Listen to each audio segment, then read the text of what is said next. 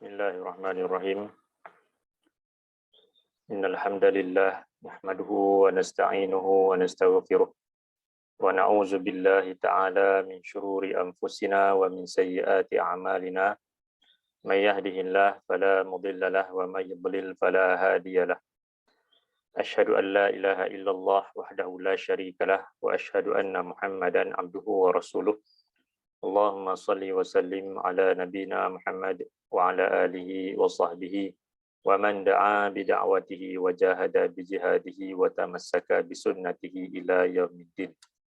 Allahumma anfa'na bima 'allamtana wa 'allimna ma yanfa'una wa zidna ilma. Subhanaka la ilma lana illa ma 'allamtana innaka antal alimul hakim. Allahumma amin.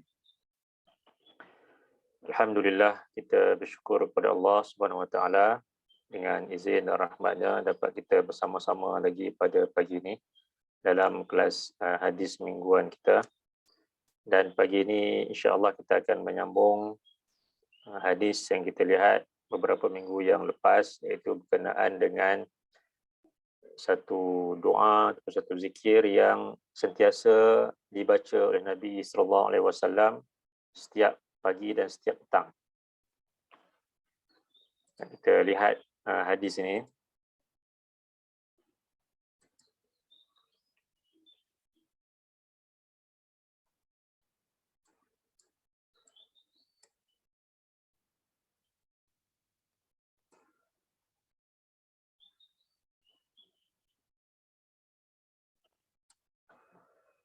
An Jubair bin Mut'im قال سمعت ابن عمر يقول لم يكن رسول الله صلى الله عليه وسلم يدعو هؤلاء الدعوات حين يمسي وحين يصبح اللهم إني أسألك العفو والعافية في الدنيا والآخرة اللهم إني أسألك العفو والعافية في ديني ودنياي وأهلي ومالي اللهم استر عوراتي وآمن روعاتي اللهم واحفظني من بين يدي ومن خلفي وعن يميني وعن شمالي ومن فوقي وأعوذ بك أن أغتال من تحتي.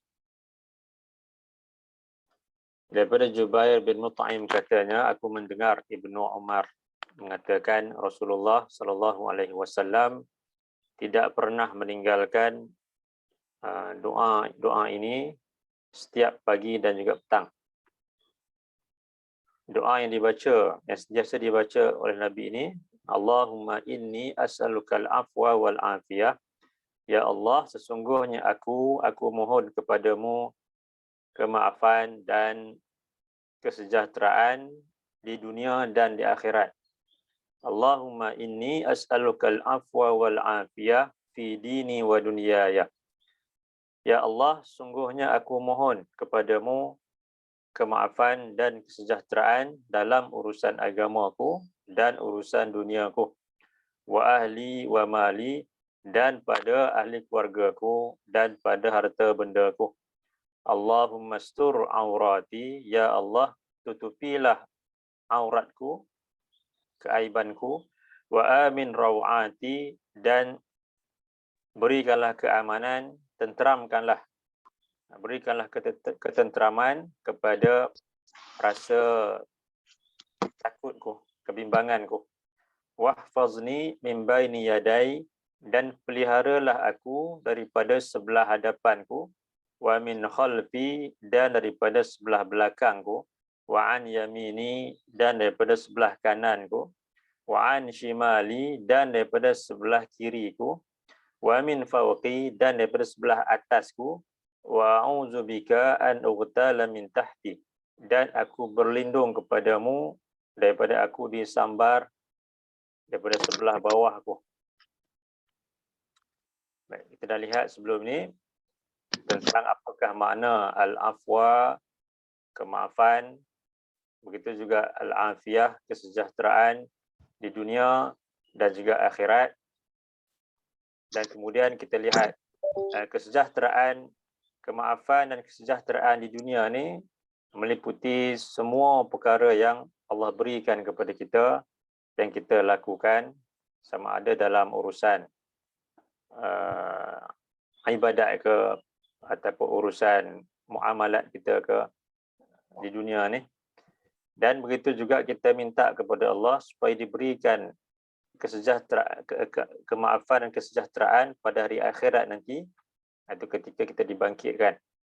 Kemudian di samping kita memohon supaya Allah berikan kemaafan dan kesejahteraan kepada diri kita, kita juga mohon supaya Allah berikan kepada kaum keluarga kita, begitu juga kepada harta benda yang Allah kurniakan kepada kita, supaya dilindungi daripada musibah, supaya sama ada musibah tersebut bersifat musibah yang menimpa fizikal, mungkin dalam bentuk kesihatan yang hilang, kematian dan sebagainya, harta mungkin rosak ataupun kecurian, ataupun musibah yang menimpa agama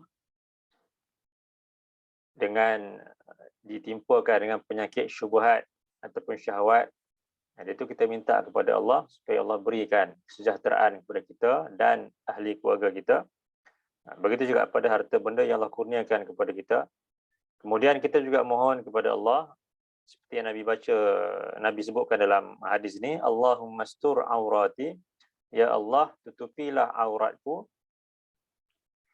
Aurat ini meliputi aurat fizikal kita, yang Allah sendiri perintahkan supaya kita menutup aurat kita, ataupun aurat ini juga merujuk kepada keaiban kita. Apabila kita melakukan suatu dosa ataupun maksiat, kita mohon supaya Allah tutup segala keaiban kita, kekurangan kita. Wa amin rawati, dan kemudian Allah berikan keamanan, ketenteraman kepada kita dalam kita hidup di dunia ni. Banyak perkara-perkara yang kita hadapi, yang kita fikirkan, yang kadang-kadang menyebabkan timbul kegelisahan, timbul ketakutan pada apa yang akan menimpa diri kita, ahli keluarga kita, harta benda kita dan hidup kita di dunia ni. Dan kita mohon supaya Allah berikan keamanan kepada diri kita dalam menghadapi kehidupan tersebut di dunia ni. Begitu juga pada hari akhirat nanti, ketakutan apabila dibangkitkan, kemudian dapat melihat azab di hadapan mata. Jadi kita mohon Allah berikan keamanan, ketenteraman kepada sifat takut dan juga gelisah kita. Dan kemudian pada bahagian yang akhir daripada hadis ini, Nabi sebutkan, wahfazni min baini yadai wa min khalfi wa an yamini wa an shimali wa min fawqi wa a'udzu bika an ughtala min tahti. Dan peliharalah aku daripada sebelah hadapanku dan daripada sebelah belakangku, daripada sebelah kanan dan kiriku, dan daripada sebelah atasku, dan aku berlindung kepadamu daripada aku disambar daripada sebelah bawahku. Dalam hujung hadis ni, Nabi mengajarkan kepada kita supaya kita mohon supaya Allah sentiasa memberikan perlindungan kepada kita, iaitu perlindungan daripada sebarang musibah yang menimpa kita. Itu yang pertamanya. Kemudian yang keduanya, perlindungan daripada godaan dan juga bisikan syaitan. Allah menciptakan manusia ni dan memberikan pelbagai bentuk ujian dan juga cabaran kepada manusia. Di samping itu, Allah juga menciptakan syaitan itu untuk menjadi musuh kepada manusia, yang mana mereka sentiasa berusaha untuk menimbulkan keraguan, menimbulkan ketidakyakinan, syak dan sebagainya kepada agama, kepada Allah. Dan ini syaitan-syaitan ini ada yang dapat dilihat dengan mata kasar kita, iaitu syaitan di kalangan manusia, ataupun syaitan di kalangan jin yang tak dapat kita lihat dengan mata kasar kita. Nabi mohon kepada Allah supaya diberikan perlindungan daripada musibah, daripada mana arah pun dia datang. Begitu juga daripada syaitan yang mana mereka sentiasa berusaha untuk menyesatkan manusia daripada pelbagai arah. Kalau kita lihat, Allah menyebutkan dalam Quran, dalam surah 29, ayat yang kedua,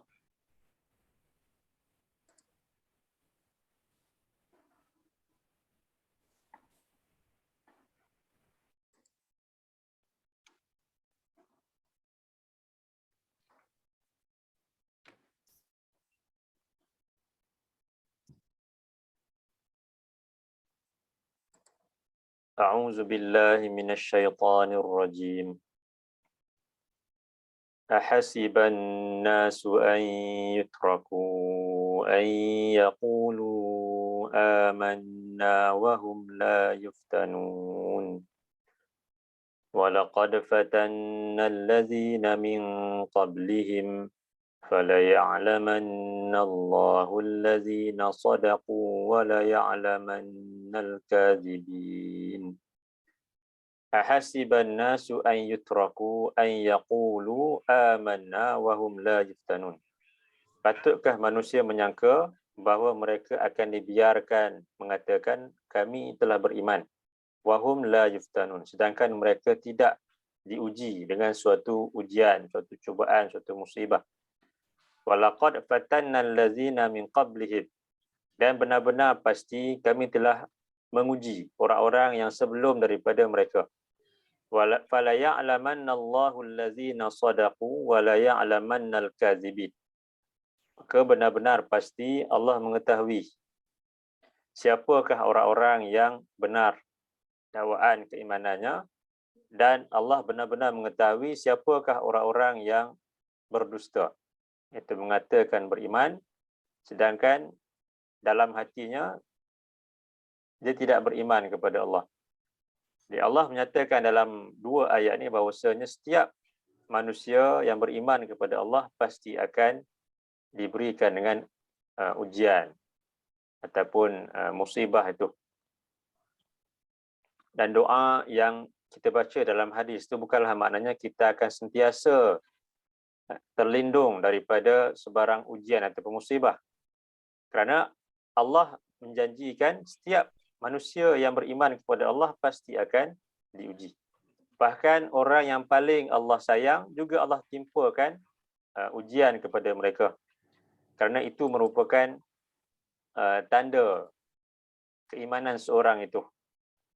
Apabila mereka dapat menghadapi ujian atau musibah dan mereka bersabar dengan keadaan tersebut, itu menunjukkan keimanan mereka kepada Allah.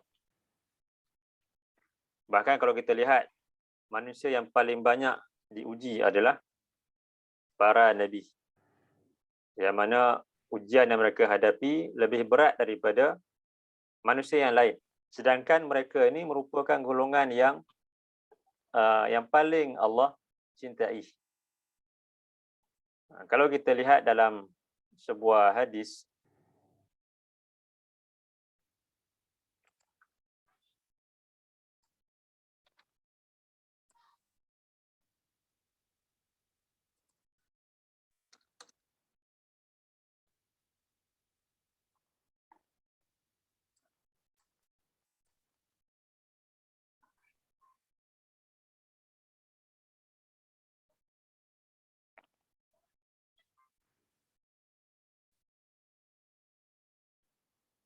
an Mus'ab bin Sa'ad an abihi qal qultu ya Rasulullah ayyun nasi ashaddu bala'an qala al-anbiya thumma al-amsal fayubtala ar-rajulu ala hasabi dinihi fa in kana dinuhu sulban ishtadda bala'uh wa in kana fi dinihi riqqatun ubtuliya ala hasabi dinihi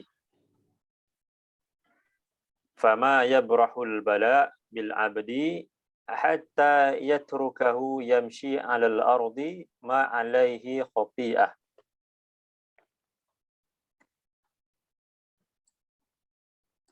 Daripada Mus'ab bin Sa'ad, daripada bapanya. Dia berkata, aku bertanya kepada Rasulullah, wahai Rasulullah, siapakah manusia yang paling banyak diberikan dengan ujian, cubaan? Qala, lalu jawab baginda, al-anbiya, para nabi. Ini manusia yang paling Allah sayang, inilah manusia yang paling banyak Allah uji mereka. Al-anbiya summal amsal fal amsal. Kemudian golongan yang seumpama mereka, seterusnya yang seumpama mereka, itu maknanya selepas para nabi, golongan yang kuat keimanan mereka selepas para nabi, para sahabat, para ulama dan sebagainya. Fayubtala ar-rajulu ala hasabi dinihi. Lalu seseorang itu dia akan diuji sesuai dengan kekuatan agamanya. Fa in kana dinuhu sulban ishtadda bala'uh. Maka jika agamanya kuat, agamanya teguh, maka akan hebatlah ujian yang dia akan hadapi. Wa in kana fi dinihi riqqatun ubtuliya ala hasabi dinihi. Dan jika agamanya rapuh, dia akan diuji sesuai dengan kadar agamanya. Fama yabrahul bala bil abdi hatta yatrukahu yamshi 'alal ardi ma 'alaihi khati'ah. Ujian itu akan sentiasa datang menimpanya sehinggalah seseorang itu berjalan di atas muka bumi ini tanpa mempunyai dosa sedikit pun. Jadi Allah menyebutkan di sini antara tujuan ujian, musibah Allah timpakan kepada manusia ni, khususnya orang-orang yang beriman, orang yang Allah sayang, adalah untuk Allah mengampunkan dosa-dosa mereka. Jadi bila kita baca doa, kita mohon kepada Allah perlindungan daripada di sebelah depan, belakang, kiri, kanan, begitu juga daripada atas ataupun di sebelah bawah kita. Itu bukanlah maknanya kita ni akan diselamatkan daripada semua bentuk musibah ataupun ujian. Sebagai seorang mukmin, kita percaya seperti yang Allah sebutkan dalam surah Al-Ankabut tadi, Allah pasti akan mendatangkan ujian dan juga cubaan, musibah dan sebagainya kepada kita untuk Allah uji keimanan kita. Bahkan dalam hadis ini disebutkan Allah akan uji sesuai dengan tahap keimanan seorang itu. Dan ujian akan berterusan menimpanya sehinggalah Allah ampunkan dosa-dosanya dan dia berjalan di atas muka bumi ini tanpa ada dosa sedikit pun. Tapi dengan syarat bila ditimpa ujian tersebut, dia bersabar, redha dan sentiasa berdoa kepada Allah. Bukan menjadi golongan yang berputus asa atau menyalahkan Allah atas ujian yang menimpanya dan merasa marah dan sebagainya. Itu sifat yang ada pada golongan yang ingkar. Sebaliknya, bagi golongan yang beriman, Nabi nyatakan mereka sentiasa bersyukur bila diberikan dengan nikmat dan sentiasa bersabar bila ditimpakan dengan ujian ataupun musibah. Kalau kita lihat, Allah sebutkan dalam Quran, dalam surah 6, ayat 165.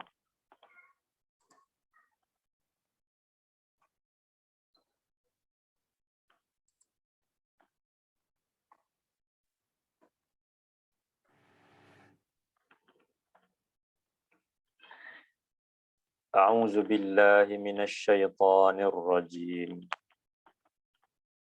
وهو الذي جعلكم خلائف الأرض ورفع بعضكم فوق بعض درجات ليبلوكم فيما آتاكم إن ربك سريع العقاب وإنه لغفور رحيم. Wa huwallazi ja'alakum khalaifal ardh. Dan Allah dialah yang menjadikan kamu semua sebagai khalifah di muka bumi ini. Wa rafa'a ba'dakum fawqa ba'din darajat. Dan Allah mengangkat darjat sebahagian kamu ke atas sebahagian yang lain. Liyabluwakum fima atakum. Kerana ia hendak menguji kamu, memberikan ujian kepada kamu melalui apa yang dia kurniakan kepada kamu. Inna rabbaka sari'ul iqab. Sesungguhnya Tuhanmu ialah Tuhan yang maha cepat azab siksaannya. Wa innahu laghafurur rahim. Dan sesungguhnya dia benar-benar Tuhan yang maha pengampun lagi maha penyayang. Jadi Allah sebutkan di sini, Allah menjadikan manusia ini berbeza-beza kedudukannya. Dan apa yang Allah kurniakan kepada mereka pun berbeza-beza. Itu semua untuk Allah uji mereka. Ada yang kaya diberikan ujian dengan harta. Manakala yang miskin diberikan ujian dengan kemiskinan ataupun kefakiran itu. Jadi bukanlah kaya ataupun miskin itu yang menjadikan seorang itu mulia, tetapi ketakwaan itu. Seorang yang kaya, yang bertakwa kepada Allah, maka dia akan mulia di sisi Allah. Seorang yang miskin, yang bertakwa kepada Allah, dia juga akan mulia di sisi Allah.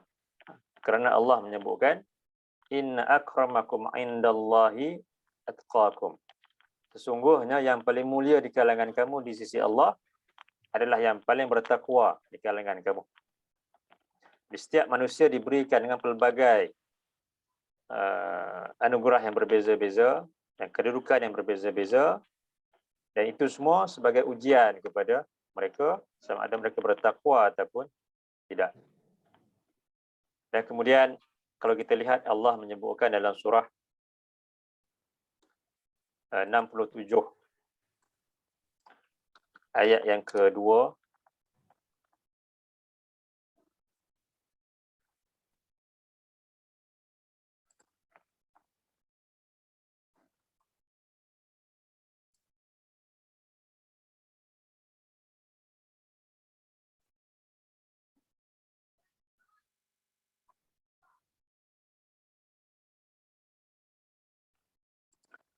A'udzu billahi minasyaitonir rajim.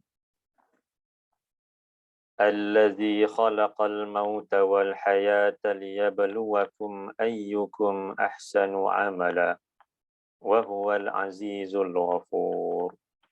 Allazi khalaqal mauta wal hayah.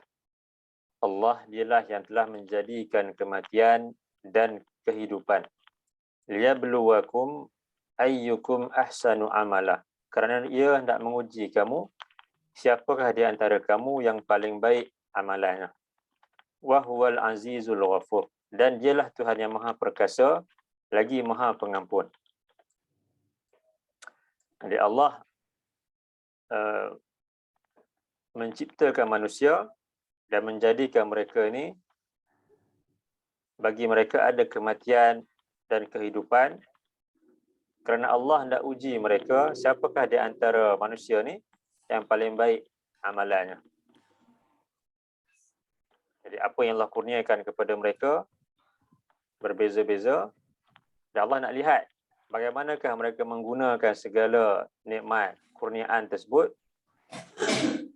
dalam melaksanakan amalan yang soleh kepadanya, dalam beribadah kepadanya. Ada orang yang kaya, amalannya banyak. Begitu juga ada orang yang miskin, amalannya baik. Dia bukan banyak baik.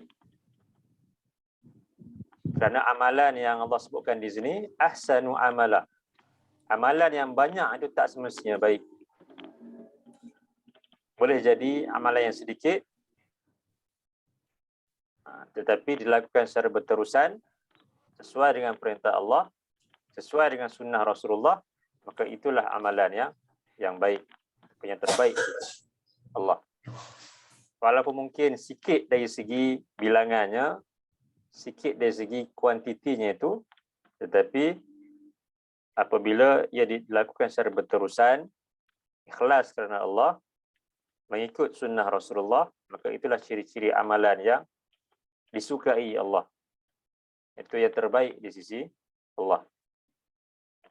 Boleh jadi orang yang bersedekah ratusan ribu contohnya, berbanding dengan orang yang bersedekah RM10 ke contohnya. Dia bukan pada nilai itu. Orang yang miskin, dia bersedekah RM10 mungkin lebih baik amalan tersebut jika dibandingkan dengan orang yang kaya yang bersedekah ratusan ribu contohnya. Jika dilihat kepada keikhlasannya. Begitu juga amalan lain. Jika dilihat pada bilangannya, orang yang berzikir ribu-ribu kali dengan orang yang berzikir mungkin 33 kali. Subhanallah, Alhamdulillah, Allahu Akbar. Itu mungkin lebih baik walaupun sedikit, disebabkan dia benar-benar mengikut contoh daripada Nabi SAW.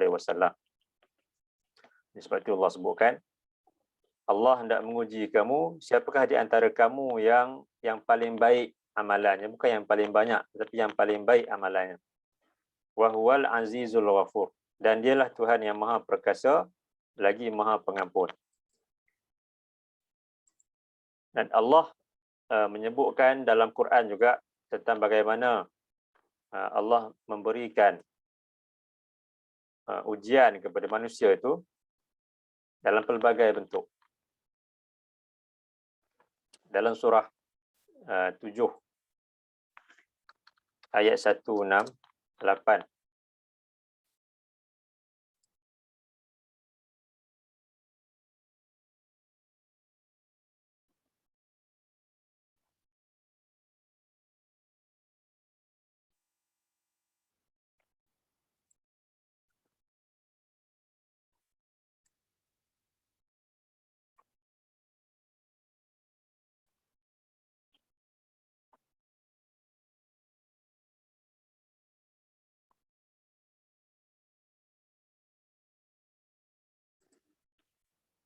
A'udzu billahi minasyaitonir rajim.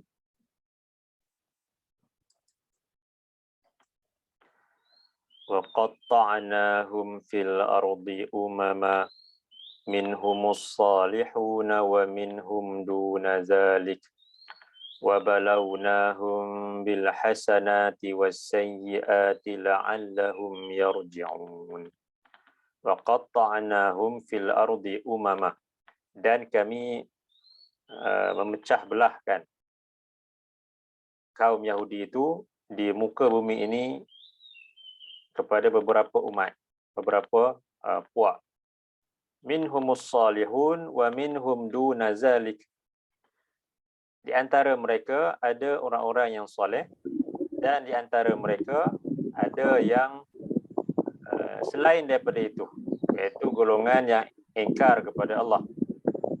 Wa balawnahum bil hasanat, dan kami menimpakan ujian kepada mereka dengan kebaikan-kebaikan. Kami kurniakan kebaikan, nikmat kepada mereka.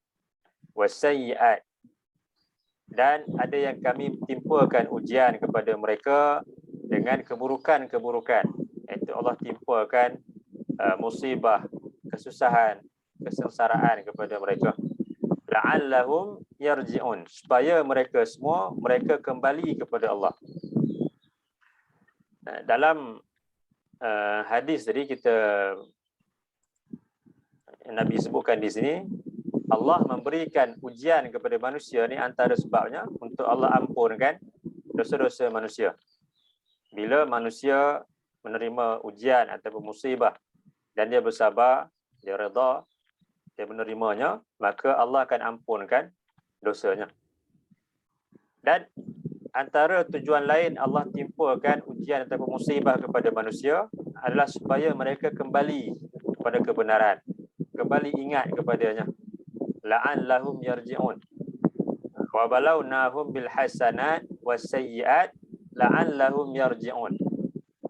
Dan kami timpakan kepada mereka ujian dalam bentuk kebaikan-kebaikan, iaitu nikmat, was sayyiat, dan dalam bentuk keburukan-keburukan, la'allahum yarji'un, supaya mereka semua mereka kembali kepada kebenaran, kembali kepada Allah. Jadi ini juga antara tujuan ujian, itu supaya manusia sentiasa ingat kepada Allah. Cuma ujian tersebut berbeza-beza. Ada orang yang bila diberikan dengan kekayaan, dia ingat kepada Allah. Ada orang yang ketika diberikan dengan kesusahan, kesengsaraan, ketika itu dia ingat kepada Allah. Dia berbeza-beza keadaannya. Baik. Siapa yang on mic tu tolong off-kan dulu. Kayak tertekan kot. Okey. Cek mic dengan kamera masing-masing tu, tengok kalau siapa yang tertekan on tu boleh off-kan dulu.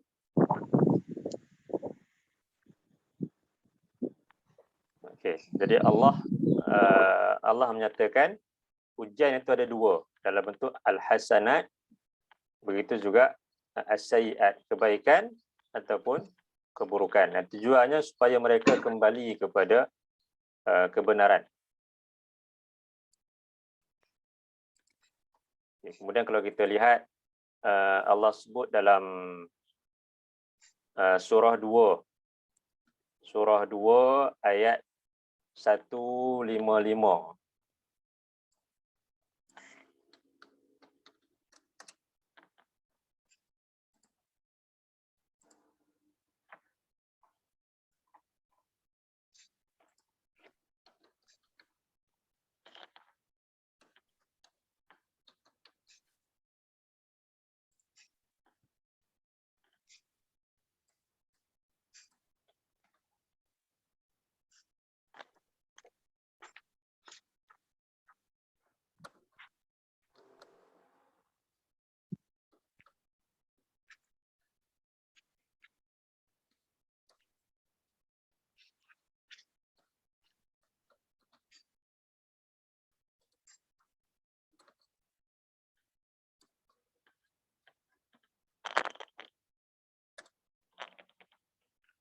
Okey. Baik. Cek video masing-masing ya. Video ataupun audio, kalau yang ter-on tu off kan.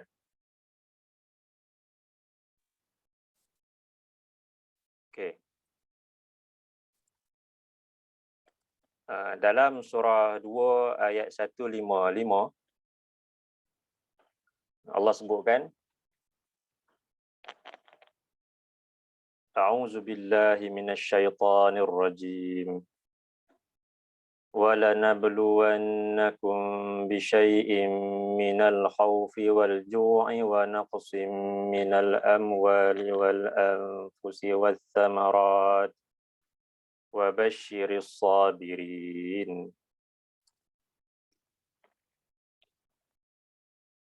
وَلَنَبْلُوَنَّكُمْ, dan benar-benar pasti kami akan menimpakan ujian kepada kamu bisyai'in, dengan sesuatu, minal khauf, daripada ketakutan, wal ju', dan kelaparan, wa naqsim minal amwal, dan kekurangan daripada harta benda, wal anfus, dan jiwa ataupun kesihatan, was samarat, dan buah-buahan, rezeki, wa basyiris sabirin, dan sampaikanlah khabar gembira kepada orang-orang yang bersabar.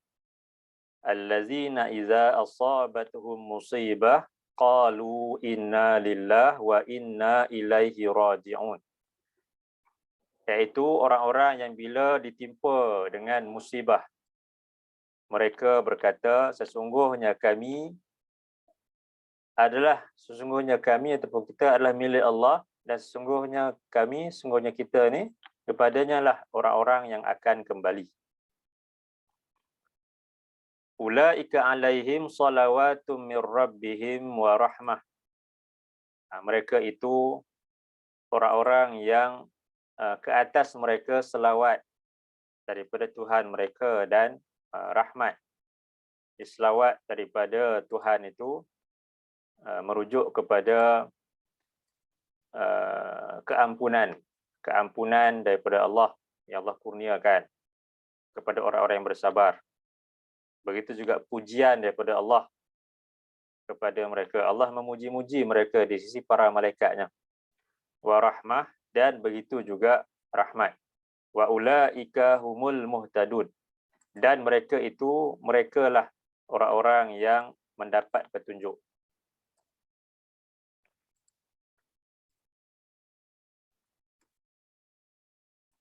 Jadi ini Allah nyatakan berkenaan dengan ujian ataupun musibah yang menimpa manusia, dan ini kalau kita perhatikan bentuk ayat ni, walanabluwannakum, dan benar-benar pasti, dan benar-benar pasti, maknanya Allah nyatakan pasti Allah akan uji manusia ni. Tak ada manusia yang dia akan terlepas daripada ujian atau musibah, walaupun dia membaca doa tu setiap hari, mohon supaya Allah pelihara dia, tapi sunnatullah itu Allah akan sentiasa timpakan ujian kepadanya untuk menguji manusia itu. Sama ada dalam bentuk disebut tadi sebagai as-sayyi'at, keburukan-keburukan yang manusia tak sukakannya, manusia bencikannya, ketakutan, kelaparan, kekurangan harta, kekurangan jiwa di sini maknanya kematian ataupun kesihatan yang kurang baik, wasamarat, kekurangan buah-buahan ataupun hasil ataupun rezeki. Wa basyiris sabirin, dan sampaikanlah khabar gembira kepada orang-orang yang sabar. Orang-orang yang sabar, mereka akan ingat bahawa ini semua adalah ujian daripada Allah. Dan golongan yang bersabar akan diberikan dengan selawat, keampunan dan juga pujian, begitu juga rahmat daripada Allah. Dan mereka lah golongan yang mendapat petunjuk.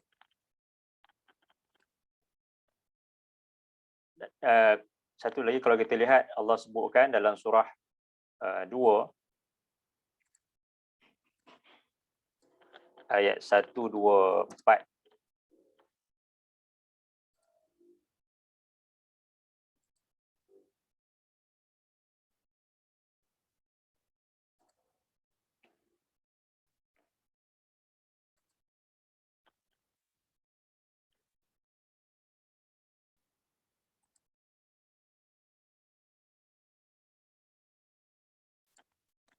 A'udzu billahi minasyaitonir rajim. Wa izibtala Ibrahim rabbuhu bikalimatin fa'atammahun. Qala inni ja'iluka lin-nasi imama. Qala wa min dzurriyyati. Qala la yanalu ahdil zalimin. Wa izibtala Ibrahim rabbuhu bikalimatin fa'atammahun. Dan ingatlah tak kala Allah menguji, tak kala Tuhannya menguji Ibrahim dengan beberapa kalimat, dengan beberapa perintah. Fa'atammahun, lalu dia menyempurnakannya. Jadi kita tahu Nabi Ibrahim gelarannya merupakan Khalilullah, itu kekasih Allah. Dan walaupun digelar sebagai kekasih Allah, banyak ujian dan juga cubaan yang Allah datangkan kepada Nabi Ibrahim. Di antaranya, Allah tak kurniakan anak kepada Nabi Ibrahim, melainkan dalam usianya yang telah lanjut. Allah juga menetapkan bahawasanya bapanya sendiri menolak kepada apa yang dia sampaikan, tak beriman kepada apa yang dia sampaikan. Dan kemudian kaumnya, Namrud dan juga kaumnya membakar Nabi Ibrahim di dalam api. Dan kemudian selepas berkahwin dan mendapat anak, iaitu Nabi Ismail, terpaksa pula ditinggalkan di tempat yang tak ada apa-apa. Di bumi Mekah ketika itu yang tak ada apa-apa, tak ada sumber makanan, sumber minuman, tak ada manusia, tapi ditinggalkan di situ, isteri dan juga anaknya. Kemudian selepas anaknya besar, diperintahkan pula untuk sembelih anaknya. Jadi ini semua ujian-ujian dan cubaan yang Allah datangkan kepada Nabi Ibrahim alaihissalam. Dan antara tujuan ujian-ujian tersebut adalah untuk Allah mengangkat darjat Nabi Ibrahim. Qala inni ja'iluka linnasi imama. Allah berfirman, sesungguhnya aku hendak menjadikan kamu ini sebagai imam, sebagai pemimpin bagi umat manusia. Daripada Nabi Ibrahim lah lahirnya Nabi SAW. Dan begitu juga nabi-nabi di kalangan kaum Bani Israel. Daripada dua anak baginda, iaitu Nabi Ismail dan juga Nabi Ishak. Daripada situlah lahirnya para nabi yang ramai. Allah nyatakan di sini, Allah nak jadikan Nabi Ibrahim itu sebagai imam, sebagai pemimpin bagi manusia. Qala wa min zurriyyati, kemudian kata Nabi Ibrahim, dan jadikanlah juga daripada zuriat keturunanku sebagai pemimpin kepada manusia. Qala, kemudian Allah menjawab, la yanalu ahdiz zalimin. Doamu itu, permohonanmu itu aku terima, tetapi ia takkan, janjiku ini takkan berlaku terhadap golongan yang zalim. Di kalangan zuriat Nabi Ibrahim mungkin ada juga golongan yang zalim, yang engkar kepada Allah. Jadi mereka ni takkan dapat yang Allah janjikan di sini, iaitu akan menjadi pemimpin kepada umat manusia. Tapi sebaliknya, yang beriman di kalangan anak cucu baginda, jadi ramai yang menjadi nabi dan juga rasul, sama ada di kalangan Bani Israel ataupun di kalangan Bani Ismail itu Nabi SAW lah. Jadi tujuan ujian itu juga, yang pertama tadi, di samping untuk Allah ampunkan dosa-dosa kita, juga Allah hendak berikan peringatan kepada kita. Yang kedua, supaya kita kembali kepada kebenaran, ingat Allah. Yang ketiganya, untuk Allah angkat darjat seseorang itu. Mungkin disebabkan amalan dia tak akan dapat darjat yang sebegini. Tapi disebabkan ujian yang menimpanya, Allah mengangkat darjatnya. Kemudian satu lagi Allah sebutkan dalam surah 30 ayat 41.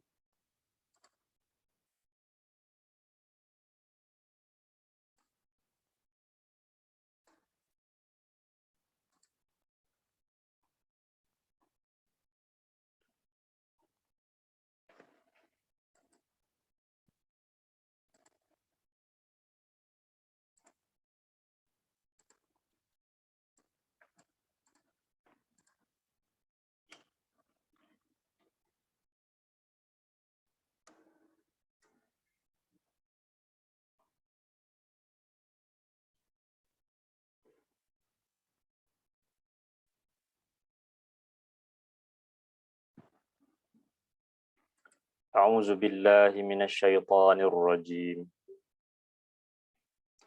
Zaharal fasadu fil barri wal bahri bima kasabat aydin nas liyuziqahum ba'dal ladzi 'amilu la'allahum yarji'un.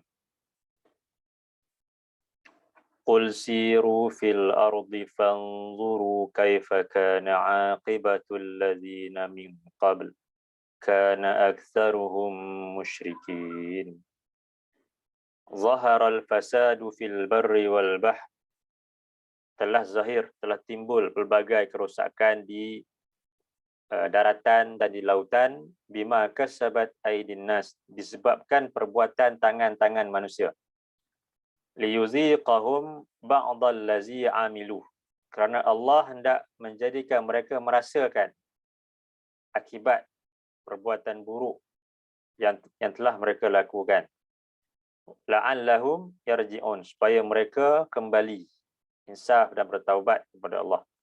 Yang Allah sebutkan di sini, Allah telah berlakunya banyak kerosakan di daratan dan di lautan. Ini musibah lah.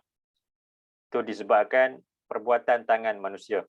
Untuk Allah menyebabkan mereka dapat merasakan akibat perbuatan mereka sendiri. Jadi ini sebab yang lain Allah timpakan ujian ataupun musibah supaya manusia mendapat balasan disebabkan perbuatan mereka itu. Atas dosa atau maksiat yang mereka lakukan, Allah datangkan musibah kepada mereka. Supaya dengan cara itu, mereka kembali kepada kebenaran, mereka bertaubat kepada Allah. Jadi ini sebab yang seterusnya, Allah timpakan musibah untuk manusia itu merasakan akibat daripada perbuatan dosa dan juga maksiat yang mereka lakukan. Cuma kita sebagai manusia ni, bila kita melihat seseorang tu ditimpa dengan musibah, ujian, kita jangan cepat menyatakan ini disebabkan dosa dan juga maksiat yang dia lakukan. Tak semestinya.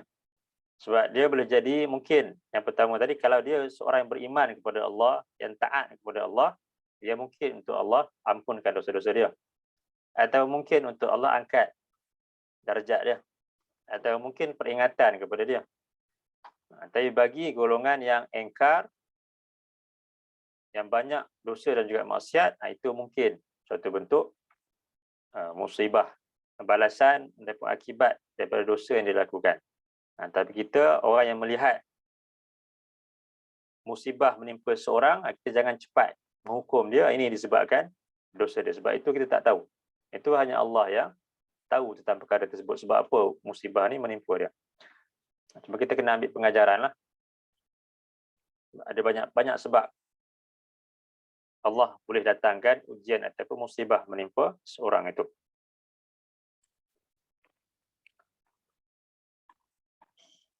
Kemudian satu lagi, bila Nabi sebutkan dalam doa ni tadi, peliharalah aku daripada sebelah hadapanku, daripada sebelah belakangku, daripada sebelah kananku, daripada sebelah kiriku, dan daripada sebelah atasku, dan aku berlindung kepadamu daripada aku disambar daripada sebelah bawahku. Jadi ini juga antaranya merujuk kepada kita mohon perlindungan, pemeliharaan daripada Allah, kepada Allah daripada godaan syaitan yang akan datang daripada arah-arah ini.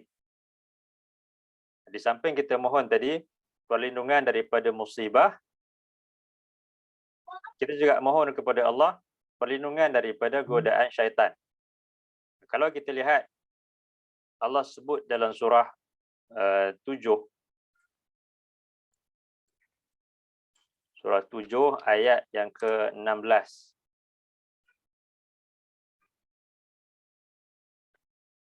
Surah 7 ayat yang ke-16.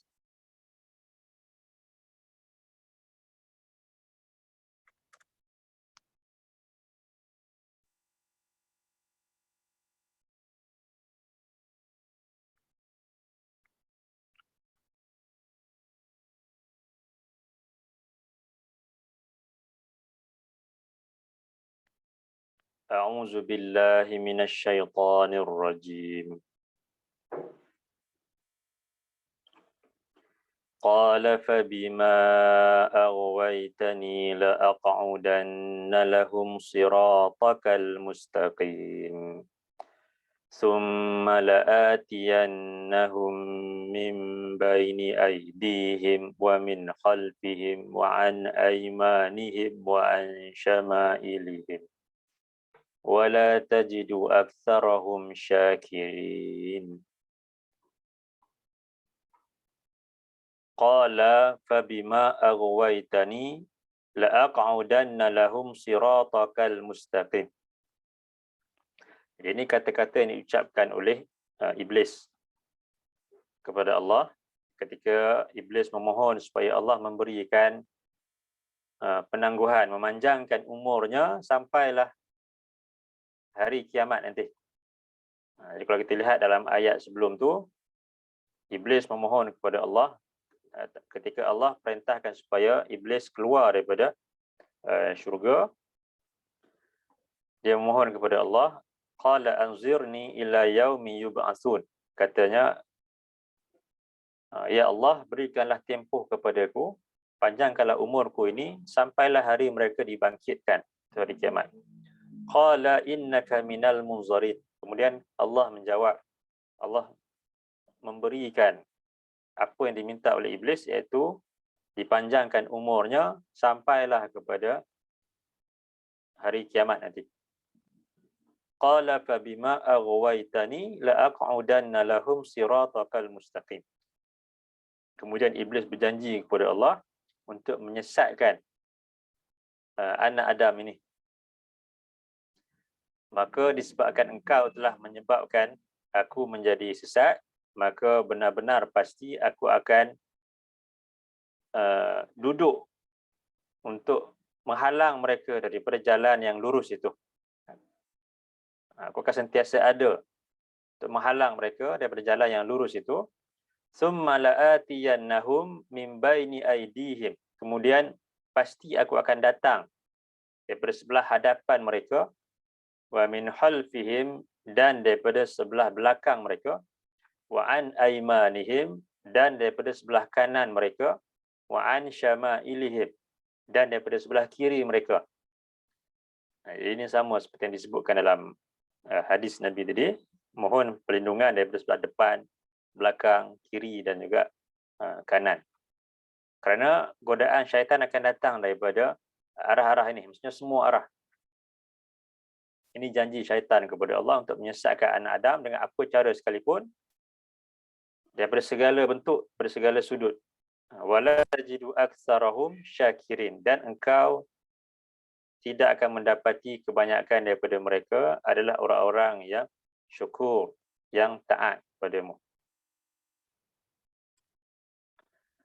Jadi Ibnu Abbas mentafsirkan ayat ini, apabila Allah sebutkan tentang kata-kata iblis ini, summa la'atiyannahum min baini aydihim, kemudian pasti aku akan datang daripada sebelah hadapan mereka, iaitu kata Ibnu Abbas, iaitu iblis akan menimbulkan keraguan tentang akhirat mereka. Wa min khalfihim, daripada sebelah belakang mereka itu, iblis akan menjadikan mereka ini sentiasa terpesona dengan dunia mereka. Raghibuhum fi dunyahum, aku akan sentiasa menjadikan mereka ini cintakan dunia mereka. Wa an aymanihim, daripada sebelah kanan mereka, dikata Ibnu Abbas, ashbaha alaihim amra dinihim, iblis akan menimbulkan syubhat kepada mereka, keraguan kepada mereka dalam urusan agama mereka. Wa an syama'ilihim, dan daripada sebelah kiri mereka, di iblis akan asyahhi lahumul ma'asi, iblis akan timbulkan perasaan sukakan maksiat, suka untuk melakukan dosa dan juga maksiat. Jadi Ibnu Abbas mentafsirkan ayat ini, iaitu daripada sebelah hadapan tu merujuk kepada iblis akan timbulkan keraguan berkenaan dengan akhirat, ragu-ragu tentang hari kebangkitan, tak yakin dengan kedatangan hari akhirat itu, ataupun melupakan akhirat. Kemudian daripada sebelah belakang tu, kata Ibnu Abbas, iblis akan jadikan manusia ni cintakan dunia, akan cuba menggoda mereka sampai mereka mencintai dunia lebih daripada akhirat. Kemudian daripada sebelah kanan, iblis akan timbulkan syubhat dalam urusan agama mereka. Mungkin melakukan ibadah, tapi melakukan ibadah yang disertai dengan perbuatan mensyirikkan Allah. Melakukan ibadah tapi disertai dengan perbuatan khurafat dan juga bid'ah dalam ibadah. Melakukan ibadah tetapi disertai dengan perasaan ujub, riya, sum'ah dan sebagainya, yang mana akan menyebabkan ibadah tersebut menjadi sia-sia walaupun banyak dilakukan. Sebab tu kita kata tadi, ahsanu amala, seperti yang Allah sebut dalam surah Al-Mulk, ahsanu amala, amalan yang paling baik. Kerana iblis akan cuba menggoda anak Adam ini supaya ibadat yang mereka lakukan itu walaupun banyak, mungkin akan menjadi sia-sia. Kemudian wa an syama'ilihim, daripada sebelah kiri mereka, nanti iblis akan cuba untuk menjadikan mereka ini sukakan kepada dosa dan juga maksiat, banyak melakukan dosa dan juga maksiat. Baik, kemudian kalau kita lihat dalam surah 17 ayat 64,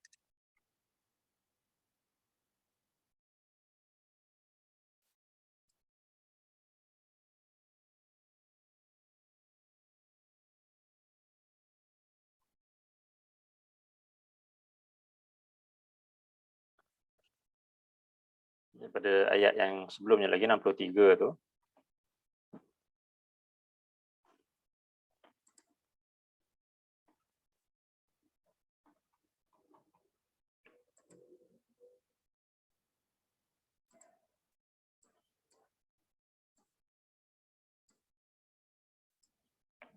A'udzu billahi minasyaitonir rajim.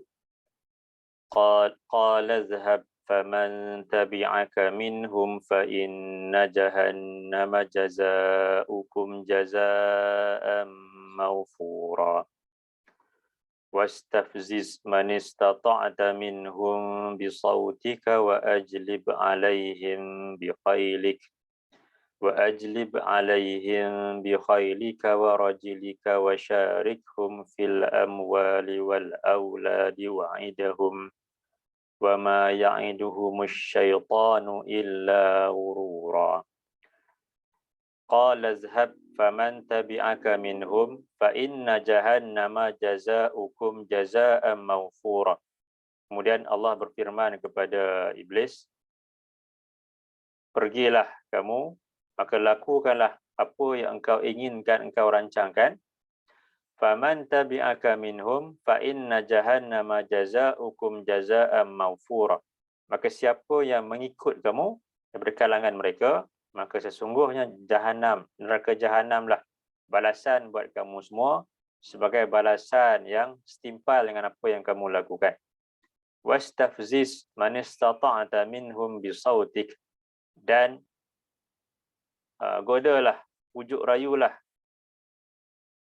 siapa yang engkau berkemampuan di antara mereka dengan suaramu.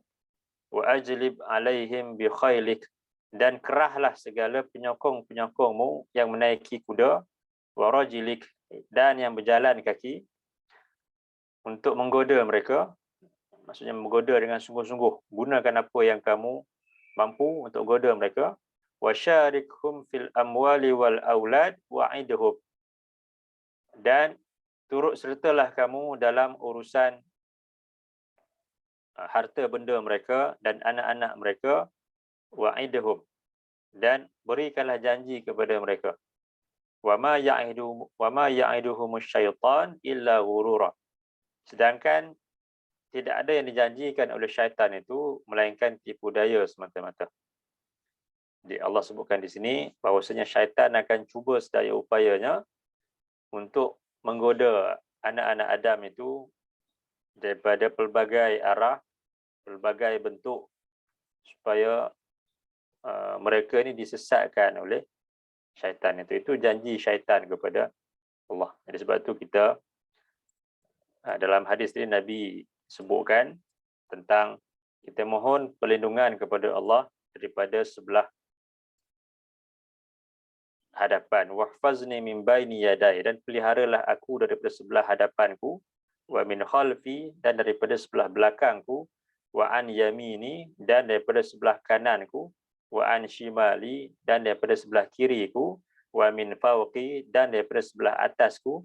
Wa a'udzubika an ughtala min tahti, dan aku berlindung kepadamu daripada disambar daripada sebelah bawahku. Ini merujuk kepada permohonan kita kepada Allah diberikan perlindungan daripada musibah yang mungkin menimpa kita daripada arah yang pelbagai, dalam keadaan yang tak kita sangka. Dan kita juga mohon kepada Allah diberikan perlindungan daripada godaan syaitan yang akan cuba menyesatkan kita daripada pelbagai arah dan pelbagai cara.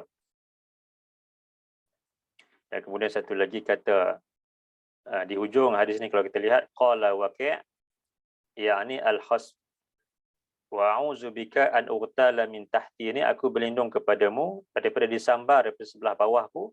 Ini kata Waqi' iaitu periwayat hadis ni maknanya adalah al-khasfu, iaitu ditenggelamkan ke dalam bumi, ataupun merujuk kepada musibah ataupun azab yang menimpa kita secara tiba-tiba tanpa kita sedari. Baik, jadi ini yang disebutkan dalam hadis ni, iaitu doa. Ini satu doa yang sentiasa dibaca oleh Nabi, iaitu Nabi memohon kepada Allah al-afwa wal-afiyah, keampunan, kemaafan dan juga kesejahteraan di dunia dan juga akhirat, kemudian dalam urusan agama, dalam urusan dunia, dalam pada ahli keluarga, dalam urusan harta. Begitu juga kita mohon kepada Allah supaya Allah pelihara aurat kita, pelihara keaiban kita, dan Allah berikan keamanan, ketenteraman kepada kita, dan Allah pelihara kita daripada sebarang musibah yang menimpa kita, dan Allah pelihara kita daripada sebarang godaan yang dilakukan oleh syaitan itu. Baik. Jadi untuk pagi ini setakat ini dulu. Jadi insya-Allah kita akan bertemu dalam kelas yang akan datang. Sebelum kita akhiri, ada apa-apa kah?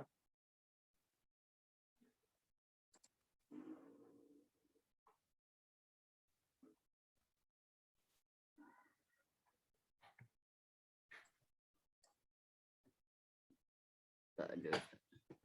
Okey. Baik, kalau tak ada apa-apa setakat itu dulu. Aqulu qawli hadza wa astaghfirullahal azim li wa lakum. Allahumma ja'al hadza jam'ana jam'an marhuma wa tafarruqana min ba'dihi tafarruqan ma'suma. Allahumma inna na'udzubika minal baras wal junun wal juzam wa min sayyi'il asqam. Allahumma inna nas'aluka ilman nafi'a wa rizqan tayyiba wa amalan mutaqabbala. Allahumma inna nas'aluka al-afwa wal afiyah fid dunya wal akhirah. Allahumma inna nas'aluka al-afwa wal afiyah fi dinina wa dunyana wa ahlina wa amwalina. Allahumma astur auratina wa amin rawatina wahfazna min bayni aydina wa min khalfina wa an aymanina wa an syama'ilina wa min fawqina wa na'udzubika an nughtala min tahtina. Subhanakallahumma wa bihamdika asyhadu an la ilaha illa anta astaghfiruka wa atubu ilaik. Wa sallallahu ala nabiyyina Muhammad wa ala alihi wa sahbihi wasallam. Walhamdulillahirabbil alamin. Allahumma amin. Assalamualaikum warahmatullahi wabarakatuh. Waalaikumsalam warahmatullahi wabarakatuh. Jazakillah. Jazakallah khairan katsiran Ustaz. Wa iyyakum. Jazakallah khairan Ustaz. Wa iyyakum.